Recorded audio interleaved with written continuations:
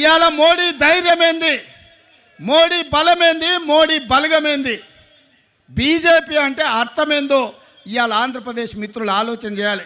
BJP అంటే బాబు, జగన్, పవన్. ఈ ముగ్గురు బీజేపీ.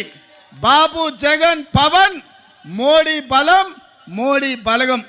ఇంక ఆంధ్రప్రదేశ్ ప్రజల కోసం మోడీ ఎందుకేం చేస్తాడు? ఎవరు గెలిచినా ఆయన దొడ్లోకి పోయేటోళ్ళే. ఈ ఆంధ్రప్రదేశ్లో 25 ఎంపీలు మోడీ ఖాతాలో ఉండేటివే. మీరు ఈడ అనుకోవచ్చు మేము ఈ పక్కన ఉన్నాం లేకపోతే ఆ పక్కన ఉన్నామని. అయ్యా, జగన్ రెడ్డి పక్కలు ఉన్నా, పెద్దలు చంద్రబాబు నాయుడు గారి పక్కలు ఉన్నా, వీళ్ళిద్దరు కలిసి ఢిల్లీలో వెళ్తే మోడీ పక్కనే ముత్యాల ముగ్గులో రావు గోపాలరావు పక్కన ఇద్దరు ఉంటారు, తందానా తానా అనేటోళ్ళు. వీళ్ళిద్దరు అదే కదా ఢిల్లీకి వెళ్తే.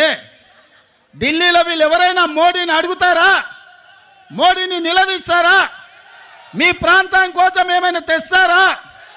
మరి ఒకవేళ తెచ్చేటట్టు అయితే 5 ఏళ్ళు వారున్నారు, 5 ఏళ్ళు వీరున్నారు. పోలవరం పూర్తెందుకు కాలే, రాజధాని రాలేదెందుకు మనకు? మీరు ఒక్కసారి ఆలోచన చేయండి మిత్రులారా. వాళ్ళిద్దరూ పాలన చేసే నాయకులు కావాలనుకుంటున్నారు, వాళ్ళిద్దరూ ప్రశ్నించే గొంతులు కావాలని అనుకుంటలేరు మిత్రులారా. ఇవాళ అందుకే నేను అబద్ధాలు చెప్పదలుచుకోలే, అలవి కాని మాటలు మీకు నేను చెప్పదలుచుకోలే. వాస్తవంగా మీకు కావాల్సింది పాలకులు కాదు, మీకు కావాల్సింది ప్రశ్నించే గొంతుకలు. ఎందుకంటే ఈ ప్రాంతం సమస్యల మీద జాతీయ స్థాయిలో నిలదీసే వాళ్ళు, నిటారుగా కొట్లాడే వాళ్ళు కావాలి. వెన్నెముక లేని నాయకత్వం మీ సమస్యల్ని పరిష్కరించదు. నిటారుగా నిలబడి కొట్లాడే నాయకత్వం మీ సమస్యల్ని పరిష్కరిస్తారు. అందుకే మీరు ఒక్కసారి ఆలోచన చేయండి. 78లో మొదటిసారి వైఎస్ఆర్ గారు ఎమ్మెల్యేగా అయిన తర్వాత మొదటి రౌండ్లోనే మంత్రి అయిండు.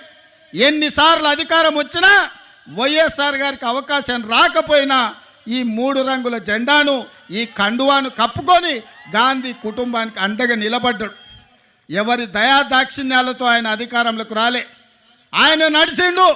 ఆయన రక్తాన్ని చెమటగా మార్చి ప్రాణహిత చేవెళ్ళ నుంచి ఇచ్చాపురం వరకు తన రక్తాన్ని దారబోసి కాంగ్రెస్ను అధికారంలోకి తెచ్చి ఆ తర్వాతనే ముఖ్యమంత్రి కుర్చీ ఎక్కిండు. మరి ఇవాళ మిత్రులారా, షర్మిలమ్మ ఇక్కడేదో ఉందని అట్లా పోయి కుర్చీలో కూసుంటా అని రాలే. అన్ని ఆలోచన చేసింది, నాతో మాట్లాడింది.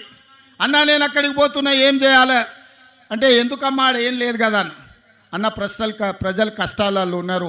ఇక నేను నిర్ణయించుకున్నా, వైఎస్ఆర్ మా నాన్నగారి ఆశయ సాధన కోసం ఈరోజు ఆంధ్రప్రదేశ్ ప్రజలు కష్టాలలో ఉన్నారు, వాళ్ళకు అండగా